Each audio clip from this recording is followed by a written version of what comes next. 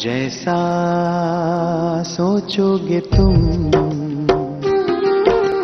वैसा बन जाओगे, जैसा कर्म होगा वैसा फल पाओगे।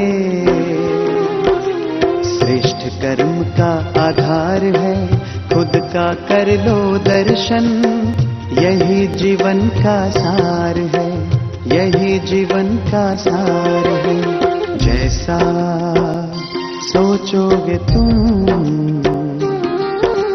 वैसा बन जाओगे, जैसा कर्म होगा वैसा फल पाओगे।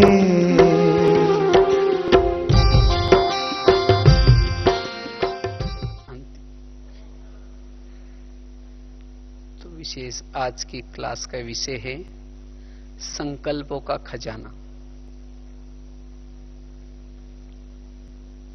पिछली मुरली में बाबा ने पहली सीजन की पहली मुरली बाबा ने कहा कि अब सेवा का रूप चेंज करना है, समय अनुसार अपने चाल चलन और चेहरे के द्वारा सेवा। और उसके लिए बाबा ने विशेष 2 खजाने बताए थे। वैसे तो और भी कई खजाने हैं, लेकिन एक तो बाबा ने कहा कि समय का खजाना बड़ा महत्व का है, और उसके साथ साथ दूसरा संकल्पों का खजाना। जिसके पास ये संकल्पों का खजाना होगा वही ये सेवा कर सकता है। तो आज हम इसके ऊपर ही चर्चा करेंगे कि संकल्पों का खजाना ये वेस्ट क्यों जाता है। तो संकल्प को के खजानों को हम कैसे बचाएं,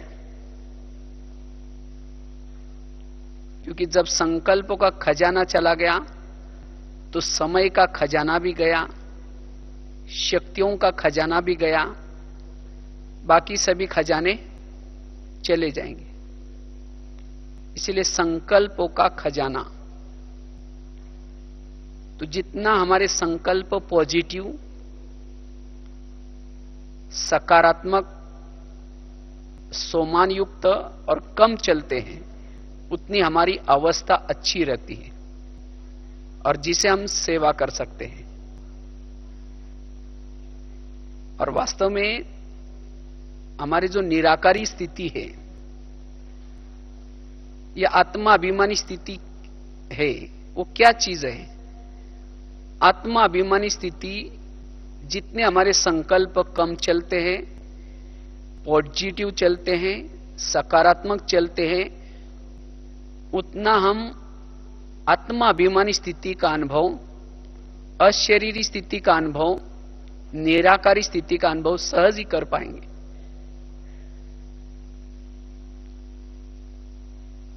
वास्तव में संकल्प की बचत का नाम आत्मा है। आत्मा एक ऊर्जा है, लेकिन ये ऊर्जा जितने हमारे संकल्प कम पॉजिटिव, उतना उस ऊर्जा का हम अनुभव कर पाते हैं। लेकिन माया विभिन्न रूप से आकर के संकल्प के ऊपर अटैक करते हैं, संकल्प निगेटिव चलाने के निमित्त बनाते हैं। और जब हमारे संकल्प निगेटिव चलते हैं, फास्ट चलते हैं, तब उस निराकारी स्थिति का हम अनुभव नहीं कर पाते। और जब उसी संकल्प के बहाव में चले जाते हैं तो हमारा समय भी चला जाता है, और जिसके कारण हमारे अंदर कंट्रोलिंग पावर, रूलिंग पावर नहीं रहती। इसीलिए हमें संकल्पों के खजाने की तरफ ध्यान देना है। तो ये खजाना व्यर्थ जाने का कारण क्या है? वैसे तो कई कारण हैं, लेकिन सबसे पहला कारण है जीवन में विभिन्न प्रकार की समस्याएं आती हैं। जीवन में विभिन्न प्रकार की समस्या, और जब हमारे जीवन में विभिन्न प्रकार की समस्या आते हैं तब हमारे संकल्प व्यर्थ चलते हैं। इसलिए अगर संकल्पों के खजानों को बचाना है तो हमें समस्याओं का समाधान करने की कला सीखनी है। इसलिए बाबा ने 2-3 सालों से खास बाबा इसके ऊपर जोर दे रहे कि समस्याओं का समाधान करो, कारणों का निवारण करो, नो प्रॉब्लम स्थिति को बनाओ। तो जिन्होंने इस कला को सीखा है वही अपने संकल्पों की बचत कर सकता है, और जिन्होंने संकल्प का खजाना जमा किया है वो आगे चल करके मनसा सेवा, वाइब्रेशन की सेवा, सकाश की सेवा कर सकता है। क्योंकि जिसके पास ये संकल्पों का खजाना जमा होगा उसके संकल्प में सिद्धियां प्राप्त होगी। जो सोचेगा वो सिद्ध होगा, उसके संकल्पों में बल होगा। इसलिए हमें इस शक्ति को क्या करना है, बढ़ाना है। और इसको बढ़ाने के लिए हमें कला सीखनी है। जीवन में जो विभिन्न समस्याएं आती हैं, इस समस्याओं का हमें क्या करना है, समाधान। अगर हमारे मन में संकल्पों का तूफान है तो हम योग का अनुभव भी नहीं कर पाते। जिस तरह से पानी के अंदर पत्थर डालेंगे और आकाश के चंद्रमा को पानी में देखने की कोशिश करेंगे, स्पष्ट दिखाई नहीं पड़ेगा। इसी तरह अगर मन में संकल्प का तूफान है और उसी मन में हम बाबा को देखना चाहते हैं या स्वयं के आत्मा का दर्शन करना चाहते हैं, वो नहीं कर पाएंगे। इसीलिए परिस्थिति विपरीत हो, समस्या विपरीत हो, तो भी हमारे संकल्प के अंदर तूफान ना हो। तो ये कला हमें क्या करनी सीख ली। और इसीलिए खास बाबा ने ये ड्रामा का ज्ञान, कर्मों का ज्ञान, हर आत्मा अपना अपना पार्ट बजाते, ये ज्ञान बाबा ने क्यों दिए हैं?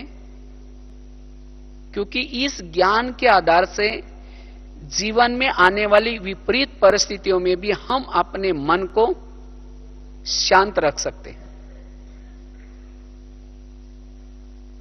और जिसके मन में संकल्पों का तूफान चलता है वो आत्मचिंतन, परमात्मा चिंतन, मनन चिंतन नहीं कर पाएगा। वो प्रभु का गुणगान गा नहीं पाएगा। इसलिए हमें समस्याओं का समाधान करना है, जिससे हम अपने संकल्प की शक्ति को बचा पाएंगे। और जब हमारे संकल्प फास्ट चलते हैं, निगेटिव चलते हैं, जिसे आज दुनिया में जिसको तनाव या टेंशन कहते हैं। तनाव या टेंशन क्या चीज है? तनाव अर्थात जीवन में जो समस्या आई, जो प्रॉब्लम्स आए, उसके संकल्प के ऊपर कंट्रोल नहीं चला और जिसके कारण तनाव निर्माण हुआ। और हम ज्ञान में चलने के बावजूद भी अगर हम संकल्प के ऊपर कंट्रोल नहीं कर पाएंगे तब भी हमें तनाव निर्माण होगा। और जिसको तनाव निर्माण होता है, संकल्प की स्पीड बढ़ जाते हैं, उसका दिमाग कैसा रहेगा? गर्म। और उसके कारण विभिन्न प्रकार के केमिकल्स शरीर में उतरते हैं और उसी केमिकल से कई प्रकार की बीमारियां भी होने की संभावना है। आज किसी को ईर्ष्या होते है, ईर्ष्या करने से पेट की बीमारी होती है, इसीलिए कहते हैं ना, तुम मेरे को देख करके तुम्हारे पेट में जलन होता है क्या? ईर्ष्या वाले संकल्प चलाने वालों को पेट की बीमारी होती। आज किसी का ब्लड प्रेशर बढ़ता है, बीती हुई बातों को जितना याद करते हैं, किसको देखते ही सामने याद आता है, इन्होंने मेरे को ऐसा कहा था, इन्होंने मेरे साथ ऐसा व्यवहार किया था, वो बार बार संकल्प चलाने से ब्लड प्रेशर बढ़ता है। आज किसी को शुगर होते है, क्यों? दूसरे को अपने अंडर में रखने की कोशिश करेंगे, कहेंगे इनको मैंने संभाला, इसको पाला, पढ़ाया, लिखाया, अब मेरा कहना नहीं मान रहे। और ये संकल्प चलने से ऐसा ही केमिकल उतरते और शुगर बन जाते। इसी तरह शरीर की विभिन्न जो बीमारियां हैं, उसका कारण है संकल्प में निगेटिव। इसीलिए कोई भी विपरीत परिस्थिति में भी क्या करना, हमें अपने संकल्प की बचत करनी है, संकल्प के खजानों को बचाना है। तो जैसे बता रहे थे कि संकल्प हमारे बचे, इसके लिए कला पहली है, जीवन की समस्याओं का क्या करें, समाधान और कारणों का निवारण। पिछले साल के सीजन की लास्ट की मुरली बाबा की थी, सबको पता होगा। बाबा ने खास एक शब्द के ऊपर जोर दिया था। बाबा ने कहा कि बच्चों का एक शब्द बाप को अच्छा नहीं लगता, और वो कौन सा शब्द? कारण। और बाबा ने कहा कि कारण का क्या करो, निवारण करो। क्योंकि जिसके जीवन में कोई कारण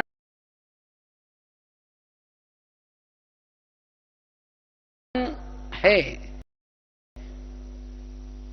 वो संकल्प व्यर्थ गवाएगा। इसके कारण ऐसा हुआ, इनके कारण मेरा ऐसा हो रहा है, और जिसके कारण संकल्प चलेंगे। वास्तव में तीव्र पुरुषार्थ क्या है? तीव्र पुरुषार्थ अर्थात संकल्प को बचाना, अपने समय को बचाना। बाबा ने पिछले 2 साल से खास जो नए नए बच्चे आते हैं, बाबा उनको आगे बढ़ाने के लिए बहुत अच्छा युक्ति बता रहे हैं, तीव्र पुरुषार्थ करो। तो तीव्र पुरुषार्थ की बाबा परिभाषा क्या कहते हैं?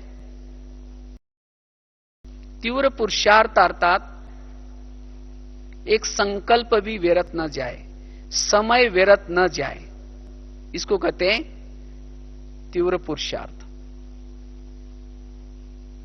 तो अगर हमें तीव्र पुरुषार्थी बनना है, हम अपने संकल्प को क्या करना है, बचाना है। और ये संकल्प चलने का आजकल जो कारण है वो है समस्याएं। अलग अलग प्रकार की जीवन में समस्या आते हैं, और हर एक के जीवन में अलग अलग समस्या है। समझो आज सवेरे हम सोचते हैं कि भाई आज बहुत अच्छा पुरुषार्थ करेंगे, आज मौन में रहेंगे, संकल्प नहीं चलाएंगे, किसी का परचिंतन नहीं करेंगे, व्यर्थ नहीं सोचेंगे। प्लान तो बनाया, लेकिन कर्म क्षेत्र पर जाने के बाद अगर समस्या आई, किसी ने कुछ कहा, तो जब मन में संकल्प चलेंगे, सोचेंगे इन्होंने मेरे को ऐसा क्यों कहा, फिर ऐसा उसने, फिर वही उन्हीं बातों को औरों को सुनाएंगे।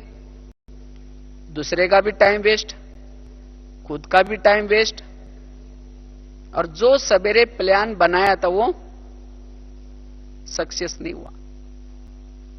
तो ऐसे समय पर हमें, जैसे अभी गीत सुन रहे थे, जैसा बोओगे वैसा पाओगे, ये कर्म सिद्धांत है, ये सृष्टि का नियम है।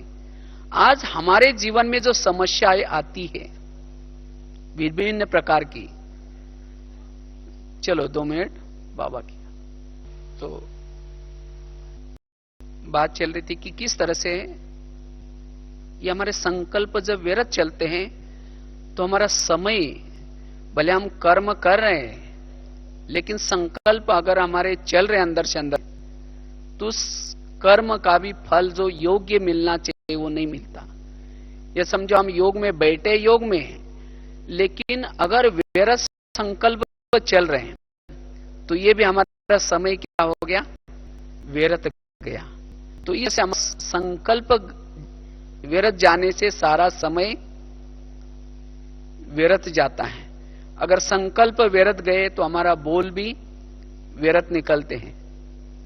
इसलिए हमें संकल्प के खजानों को बचाने के लिए जीवन में आने वाली जो भी समस्या है उस समस्याओं का क्या करना है, समाधान। तो जैसे बता रहे थे, समस्या आजकल छोटी छोटी समस्या, हर एक के जीवन में छोटी छोटी समस्याएं आती हैं। कोई किसी को पति बन करके तंग करता है, किसी को पड़ोसी बन करके तंग करता है, और इस समस्या के कारण हमारे खुद के भी संकल्प चलते हैं और साथ में औरों को भी हम सुनाते हैं, जिसको आजकल हम कहते हैं प्रॉब्लम्स। तो ये जो छोटी छोटी समस्या कहां से आते हैं? समस्या वास्तव में हमारे ही कोई ना कोई जन्मों के किए हुए कर्मों का फल होते हैं। लेकिन ये नॉलेज न होने के कारण हम कहते हैं ये ऐसा क्यों हो रहा है, ये ऐसा क्यों करता है, इसने ऐसा क्यों किया। वंडरफुल क्वेश्चंस निकालते हैं या अंदर से संकल्प चलाते। तो ऐसे समय पे भी हमारा मन, परिस्थितियों में भी मन कैसा रहे, शांत रहे। कल मैंने कई बात पढ़ रहे थे, मुझे एक बहुत अच्छी बात लगी। समस्या या परिस्थिति आती है लेकिन हमें अनुभूति वाला, अनुभव वाला माखन खिला करके जाती है। वास्तव में हमारे जीवन में जो समस्या आती है वो हमें कुछ ना कुछ दे के जाती है। इसलिए समस्या से घबराना नहीं है। समस्या का स्वयं ही क्या करना है, समाधान करना है। आज तक हमारे जीवन में जितनी भी समस्याएं आई, उन्हीं समस्या ने हमारा भला किया या बुरा किया है? अनुभव क्या कहता है? अनुभव तो यही कहता है कि आज तक जो भी समस्या आई, उन्हीं समस्या से हमारा कल्याण ही हुआ है। तो अभी भी जो समस्या आएंगी उसे भी हमारा क्या होने वाला है, कल्याण ही होने वाला है। इसीलिए संकल्प विकल्प चला करके समय व्यर्थ गंवाने के बजाय हमें क्या करना है, अपने मन को शांति में रखना है, और तब आंतरिक शक्तियां जागृत होगी। तब जाकर के हम सोमानों का अभ्यास कर सकेंगे।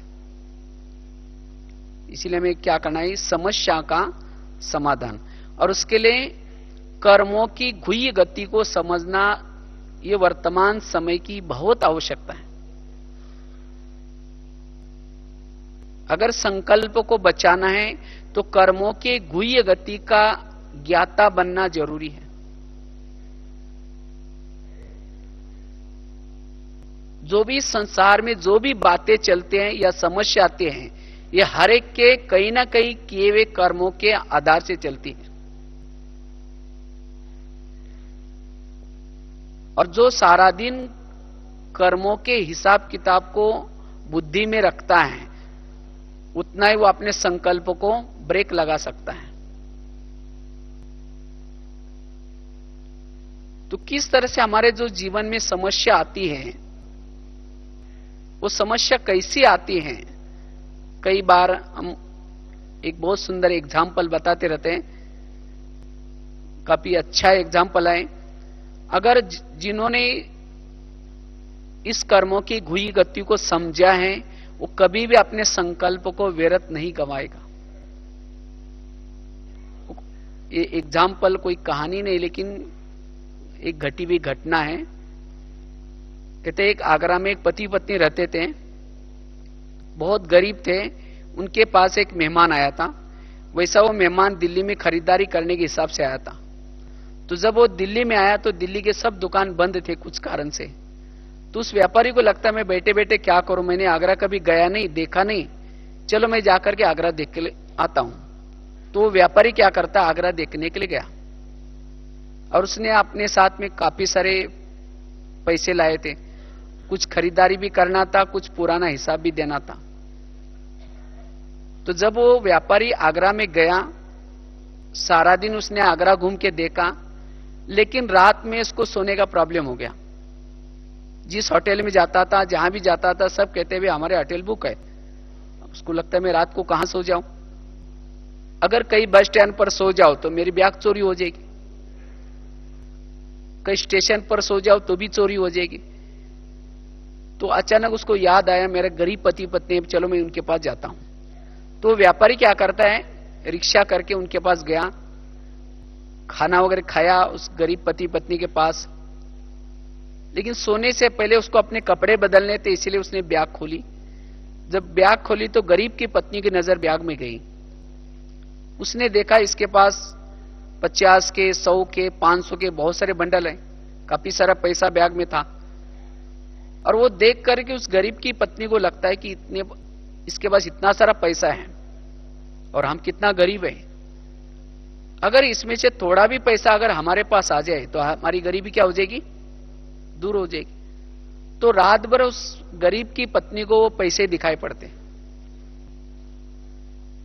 तो 12-1 बजे वो बाहर गई और बड़ा सा एक पत्थर लाया और ला करके उस सोए हुए मेहमान के क्या करते, जोर से सिर में डाल देते। उसका तो मर्डर हो गया। फटाफट बैग पकड़ करके पति को दिखाते। पति तो डर गया, कहा कि ये बात किसी को पता चलेगा, लोगों को पता चलेगा, मैं जेल की सजा होगी। कहा कि किसी को पता ही नहीं चलने देंगे, अब इसको हम जमुना नदी में डालते हैं। तो दोनों ने उठाकर उस मुर्दे को क्या क्या पीछे जमुना नदी में डाल दिया अंधेरे में। वापिस आकर के घर की लिपाई पुताई की। इस बात को उन्होंने पुलिस से छिपाया, लोगों से छिपाया, लेकिन कर्मों से कोई छिपा नहीं सकता। आखिर उन्होंने क्या क्या, उसी पैसे से एक प्लॉट लिया, बिल्डिंग बना दी, साथ में उन्होंने गहने बनाए, अच्छा ड्रेस सिलाई किया, साथ में उन्होंने एक गाड़ी खरीद की। उनकी गरीबी दूर हो गई। लेकिन दोनों को कोई बच्चा नहीं था, दोनों ही पति पत्नी थे। तो कुछ समय के बाद दोनों को एक बच्चा हो गया। तो एक ही था, इसीलिए उसको खिलाया पिलाया, उस बच्चे को बड़ा किया। बच्चा कलेक्टर बनने वाला था, लेकिन कुछ कारण से वो बच्चा क्या होता है, थोड़ा बीमार पड़ा। और बीमार पड़ने के कारण उनको लगता है कुछ न हो जाए इसको, इसीलिए बहुत बड़े हॉस्पिटल में दिखाया। बहुत खर्चा हुआ और उसी खर्चे के पीछे उनको गहने बेचने पड़े। सोचा बाद में खरीद कर लेंगे, बच्चा ठीक नहीं हुआ। आखिर उन्होंने क्या क्या, दूसरे हॉस्पिटल में उस बच्चे को दिखाया और उसके पीछे उनको गाड़ी बेचनी पड़ी। बच्चा तो भी ठीक नहीं हुआ। आखिर उन्होंने दुकान बंद किया, सब पैसा बीमारी में लगाया, तो भी बच्चा ठीक नहीं हुआ। आखिर उन्होंने जो भी बनाई थी बिल्डिंग वो भी बेची, बीमारी में पैसा लगाया, बच्चा ठीक नहीं हुआ। तो एक दिन वो बच्चा कहता है, पापा जी आपने को जो मिला था वो पैसा खत्म हो गया, मैं जा रहा हूं। बच्चा चला गया। बच्चा कौन था, वही व्यापारी अपना पैसा लेने के लिए बच्चे के रूप में आया था। अगर वो व्यक्ति कहे भगवान मेरे जीवन में कितनी समस्या है, मेरा बेटा बीमार हुआ, ऐसा हुआ, खूब संकल्प चले या सोचे, तो समस्या भगवान ने दी, उसने कर्मों से बनाई। तो इसी तरह ये क्यों घटना सुनाई, आज हमारे जीवन में भी कोई ऐसी घटनाएं आ रहे हैं, ऐसी समस्या आते हैं।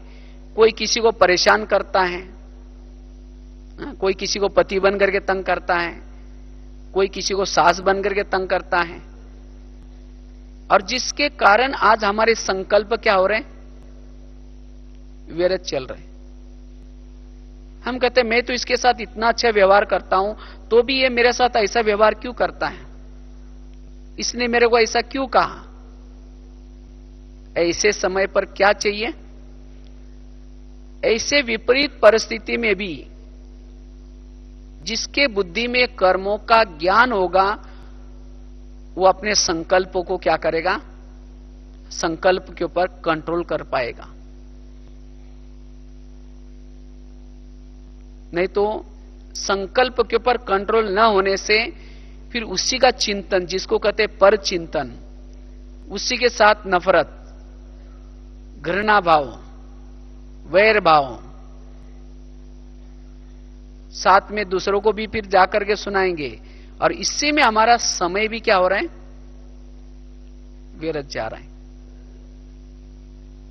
इसीलिए कर्मों के गुह्य गति को बुद्धि में रखना वर्तमान समय बहुत जरूरी है, ताकि कोई भी विपरीत परिस्थिति में भी हम अपने संकल्प के खजाने को बचा पाएंगे। विपरीत परिस्थितियों में भी हम अपना मन को एकाग्र रख सकेंगे। इसीलिए अगर संकल्प के खजानों को बचाना है तो कर्मों के गुह्य गति को हमें क्या करना है, बुद्धि में रखना है। यह है पहली बात। दूसरी बात है, जो विपरीत परिस्थिति हमारे सामने आती है उसके प्रति हमारा दृष्टिकोण कैसा हो। गीता का सार क्या है, जो हुआ अच्छा हुआ, जो हो रहा है अच्छा हो रहा है, जो होगा वो भी अच्छा। अगर हमें संकल्प को खजानों को बचाना है तो सारा दिन हमें क्या करना है, इस बात को बुद्धि में रखना है। हमारे जीवन की जो भी परिस्थिति आते हैं, विघ्न आता है, जिसके कारण हमारे संकल्प का खजाना व्यर्थ जाता है, उसमें कुछ ना कुछ क्या है, कल्याण है। जैसे बताया कि आज तक जो समस्या आई उन्होंने क्या किया, उन्होंने तो हमारा कल्याण किया, और अभी भी जो समस्या आएंगी उसे भी हमारा क्या होगा, कल्याण ही होगा। जैसे वो रामायण की घटना सुनाते हैं ना, राम राजा बनने वाला था, लेकिन रात में आकर के मंत्रा ने क्या किया, कई कई को दो चार उल्टी बातें सुनाई, कहा कि तुम्हारा बेटा भी तो है, तुम अपने बेटे को छोड़कर क्या राम को राजा बना रहे। और ये बातें सुनकर के मंत्रा ने क्या किया, राम को राजा बनाने के बजाय 14 वर्ष में वनवा में भेजा। वनवा में गया, सीता गई, लक्ष्मण गया, और तीनों घर से गए। इसी वियोग के कारण दशरथ ने प्राण त्यागा। उनको खाने का प्रॉब्लम, सोने का प्रॉब्लम, ये सब किसके कारण हुआ, मंत्रा के कारण। तो मंत्रा को जो भी देखेगा उसकी भावना अच्छी चलेगी, बुरी चलेगी, सब गाली देंगे, कहेंगे कितना गलत काम किया। लेकिन मंत्रा ने जो किया अच्छा किया। अगर मंत्रा ऐसा काम ना करती तो राम क्या बनने वाला था, राजा। अगर वो राजा बनता तो जंगल में जाता, अगर जंगल में नहीं जाता तो सीता की चोरी होती, अगर सीता की चोरी ना होती तो रावण को मारता, अगर रावण को ना मारता तो राम की महिमा कौन गाता। तो राम की महिमा किसके कारण है, मंत्रा के कारण। तो इसी तरह वैसे तो ड्रामानुसार हर व्यक्ति के पास भी एक दो मंत्रा रखी है, लेकिन आज जो हमारे संकल्प व्यर्थ जाते हैं किसके कारण, ऐसी आत्मा को देखने से, ऐसी आत्मा का व्यवहार के कारण। लेकिन हमें क्या करना है, उसके प्रति भी पॉजिटिव भाव, सकारात्मक दृष्टिकोण अपनाना है। तब ऐसे व्यक्ति के साथ रहते हुए भी क्या होगा, आप अपने संकल्प के ऊपर कंट्रोल कर सकेंगे। यही व्यक्ति मुझे महिमा योग्य बनाने वाला है, इसी व्यक्ति के साथ मेरा कल्याण होने वाला है। इसीलिए हमारा अपना दृष्टिकोण सकारात्मक दृष्टिकोण हो, तब हम संकल्प को बचा पाएंगे। नहीं तो चाहते नहीं है तो भी क्या करते हैं, किसी का परचिंतन करते हैं,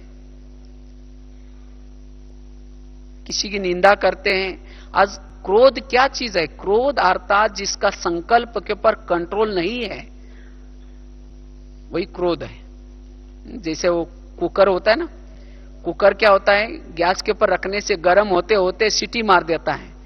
इसी तरह जिसके संकल्प बार बार निगेटिव चले हैं, निगेटिव चलते चलते चलते वो 1 साल के बाद सीटी भी मार देता है, कहता तुम्हारा 1 साल से देखा, अब मेरे से नहीं होगा। माना सीटी क्या की, मार दी। तो इसीलिए हमें क्या करना है, अपना दृष्टिकोण सकारात्मक बनाना जरूरी है, और तब जाकर के हम संकल्प की शक्ति को बचा सकेंगे। क्योंकि अब समय इन छोटी छोटी बातों का चिंतन करके समय व्यर्थ गंवाने का नहीं है। नहीं तो हम तीव्र पुरुषार्थी नहीं बन पाएंगे। क्योंकि बाबा कहते ना, अब चलने का भी समय नहीं है, अब उड़ने का समय है। लेकिन कौन उड़ सकता है? जो सारा दिन अपने संकल्प को क्या करता है? बचाता है। सवेरे से लेकर के हम जब भी फील्ड में कर्म क्षेत्र में निकलते हैं, उसी समय सोच के निकले कि आज न जाने जिसके जिसके हिसाब किताब होंगे वो आएंगे, मुझे उसको क्या करना है? चुक्त करना है। अब चलते चलते किसी ने गाली दी, क्या सोचो? अच्छा, इसका भी बहुत दिन का बाकी था, आज चुक्त हो गया, धन्यवाद। ऐसे नहीं कि गाली क्यों दी, उसने ऐसा क्यों बोला। क्योंकि हमें यहां चुक्त करना है।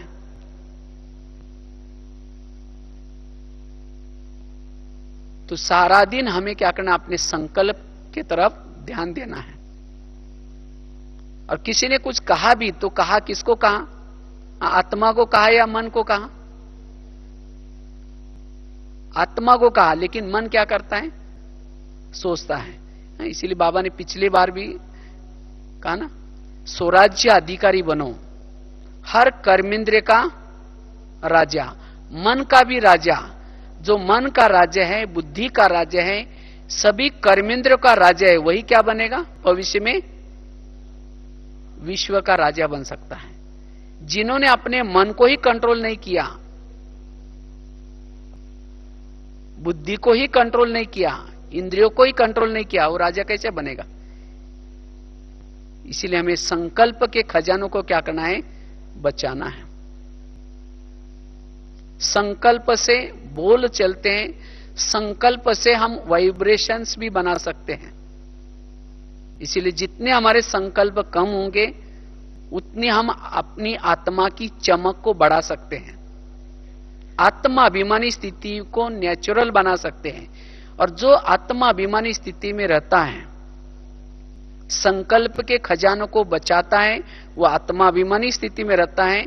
आत्माभिमानी स्थिति में रहने से वो अशरीरी स्थिति का अनुभव करेगा, बिंदु स्वरूप स्थिति का अनुभव करेगा। और वही वाइब्रेशन को, वायुमंडल को अच्छा शुद्ध फैला सकेगा।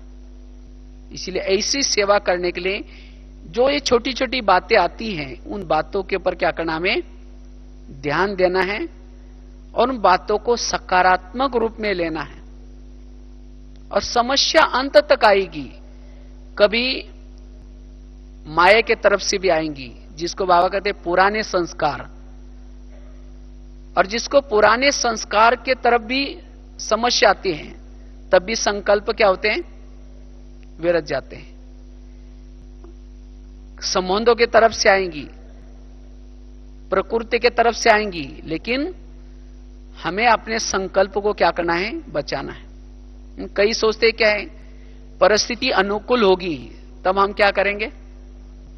समस्या खत्म होगी तब हम ज्ञान योग करेंगे। समस्या अंत तक आएगी। कहते एक व्यक्ति सागर के पास गया नहाने के लिए, लेकिन लहरें देख करके वो नहा ही नहीं रहा था। तो किसी ने कहा कि आप क्यों स्नान नहीं कर रहे? कहा कि ये लहरें थमेगी तब नहाऊंगा। उसने कहा तो सागर में तो लहरें आएगी। इसी तरह जीवन में समस्या तो आती ही रहेंगी, लेकिन हमें क्या करना है? जीवन में समस्या होते हुए भी हमें क्या करना है? उसका समाधान करना है। क्योंकि समस्या के चिंतन में हमारा समय बहुत व्यर्थ जाता है। लास्ट और एक कहानी सुना करके पूरा करेंगे। क्यों बाबा ये कहते कि बच्चे समय व्यर्थ नहीं गंवाओ, संकल्प को व्यर्थ नहीं गंवाओ? क्योंकि हमारे पास समय बहुत कम है और ये समय को सफल करने का साधन है सकारात्मक चिंतन, सोमानों का चिंतन,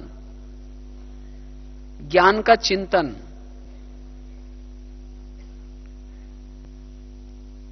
अगर संकल्प यही हमारे अगर व्यर्थ होंगे तो ना हम ज्ञान का चिंतन, ना आत्मचिंतन, ना परमात्मा चिंतन कर सकते हैं। इसलिए अब समय हमारे पास बहुत कम है। आज दुनिया में भी देखो विनाश के बारे में कितनी सारी चर्चा करते हैं। अब 2012 होगा या कब होगा, इसके लिए तो जरूर नहीं कि उसी डेट में होगा। तो बाबा ने तो कहा कि अचानक होगा और किसी समय भी होगा। इसीलिए हमें एवरेडी बनना है, और एवरेडी बनने के लिए संकल्प को हमें क्या करना है, बचाना है। जितना हम संकल्प को बचाएंगे उतना एवरेडी बनते रहेंगे। एवरेडी किसको कहते हैं? एवरेडी अर्थात जो सदा निराकारी अवस्था में रहता है, और जो निराकारी अवस्था में रहेगा तो ऑटोमेटिकली उसके जीवन में उपरामता की अवस्था आएगी, उसके जीवन में दैवी गुण आएंगे, उसकी चाल चलन सत्यु के लायक बन जाएंगी।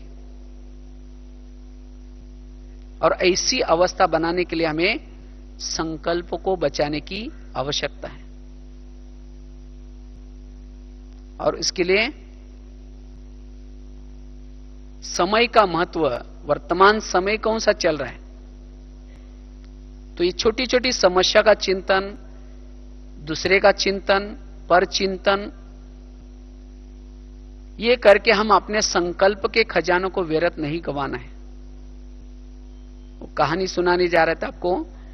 कहते हैं कि यात्री यात्रा करने के लिए जा रहा था, तो यात्रा करते करते उसकी यात्रा जंगल से शुरू हो जाते हैं। जब जंगल से शुरू हो जाते हैं तो उस यात्री को लगता है कहीं शेर चीता ना आ जाए, तो भी हिम्मत करके वो जाता है।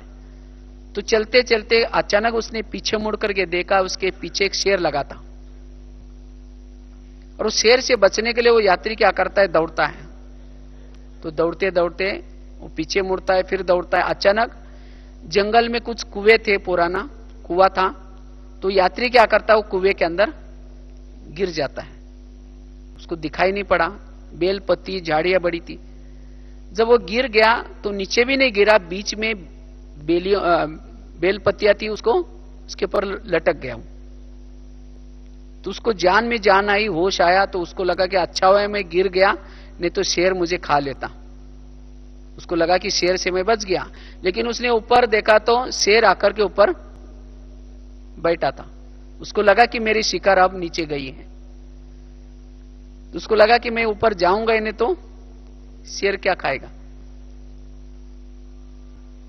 लेकिन इतने में उसकी नजर नीचे गई। उसने देखा कि पानी कितना कुएं में है, कितना गहरा है, देखता हूं। जब देखा उसके पांव के थोड़ा सा नीचे एक बहुत बड़ा अजगर बैठा था, मुंह फैला करके। अगर उसको लगता है ऊपर जाओ तो शेर खा लेगा, अगर यहीं बैठे रहो तो क्या हो जाएगा, अजगर खा लेगा। इतने में उसकी नजर गई, जिस डाली पर वो लटका था उसको दो चूहे काट रहे थे, एक सफेद चूहा और दूसरा काला चूहा। मना उस डाली पर भी ज्यादा समय टिक नहीं सकता था। मना उस यात्री के चारों तरफ से मौत था। इतने में उसकी नजर गई, जिस डाली से वो लटका था, ऊपर से गिरा था कुएं में, उसको मधुमक्खियां बैठी थी, वो उड़ के गई थी और उसका शहद नीचे टपक रहा था। तो यात्री क्या करता है, वो शहद लेकर के चाटने में लग जाता है। वास्तव में उसका फर्ज क्या था, अब उसका अंतिम श्वास चल रहा है, मरने वाला है, तो कम से कम वो थोड़े से जितने श्वास रहे उसको भगवान को याद करके वो सफल कर सकता था। लेकिन वो करने के बजाय वो क्या करता है, वो शहद चाटने में लग जाता है। तो ये कहानी हमारी अपनी है। आज हम भी यात्रा करने के लिए आए हैं ऊपर से, लेकिन अब हमारी यात्रा जंगल से शुरू हो गई, और इसी जंगल में हम सब के पीछे अब विनाश रूपी शेर लगा हुआ है। और इस सृष्टि में कुछ ऐसा भौगोलिक परिवर्तन होने वाला है जिसके कारण आप सभी जानते हैं सृष्टि में दक्षिणी ध्रुव और उत्तरी ध्रुव बर्फ है, लेकिन सूरज की किरणों के कारण ओजोन लेयर टूटने के कारण वो बर्फ पिघल रहा है, जिसके कारण वो सृष्टि समतोल बिगड़ेगा, जिसके कारण अनेक ज्वालामुखी फटेगी और उसी ज्वालामुखी के मुंह के अंदर अनेक शहर के शहर, गांव के गांव जाएंगे। मना अजगर मुंह फैला करके बैठा है और ऊपर से बॉम्ब्स अनबॉम्ब्स, मना शेर भी है और अजगर भी है। और जिस डाली पर हम लटके हैं उसको दो चूहे काट रहे हैं। कौन से? एक काला चूहा अर्थात रात, और दिन है सफेद चूहा। ये जल्दी जल्दी पूरा करने का काम हो रहा है। और ऐसे समय पर अगर हम अपने संकल्प रूपी खजानों को व्यर्थ गवाएंगे, उसका चिंतन, धन इकट्ठा करने में और बातों में, समस्या का चिंतन करने में अगर हम समय रूपी खजाना को व्यर्थ गवाएंगे तो प्राप्ति कर पाएंगे। इसीलिए बाबा कहते बच्चे, अभी आपके पास समय बहुत कम है और इस समय रूपी खजानों को सफल करने का साधन है अपने एक एक संकल्प को क्या करो, प्रभु चिंतन करने में, आत्म चिंतन करने में, सोमानों का चिंतन करने में, स्व उन्नति करने में लगा दो। क्योंकि इससे ही आपका जमा होगा और जन्म जन्मांतर का जो विकर्म है वो विकर्म भी क्या होगा, विनाश होगा। इसीलिए अब हमें छोटी छोटी बातों को सोचने में अपना टाइम वेस्ट नहीं करना है। डोंट केयर करो, उसको सोचना नहीं, सोचने से समय चला जाएगा। इसीलिए अब हमारे गिनती के श्वास है, जैसा उस व्यक्ति के गिनती के श्वास थे, तो इसी तरह अब हमारे गिनती के श्वास है। न जाने कब क्या हो सकता है, दुनिया की स्थिति तो सब देख रहे हैं। इसीलिए बाबा कहते बच्चे, एक एक संकल्प को क्या करो, महत्व दो, एक एक संकल्प को बचाओ। सारा दिन मन का मौन रखो,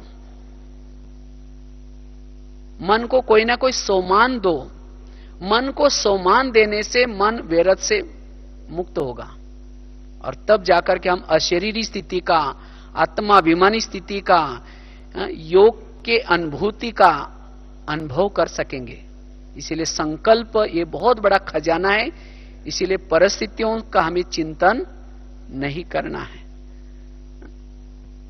तो इसीलिए एक तो समस्याओं का समाधान करना है, समस्याओं के प्रति हमारा दृष्टिकोण पॉजिटिव बनाना है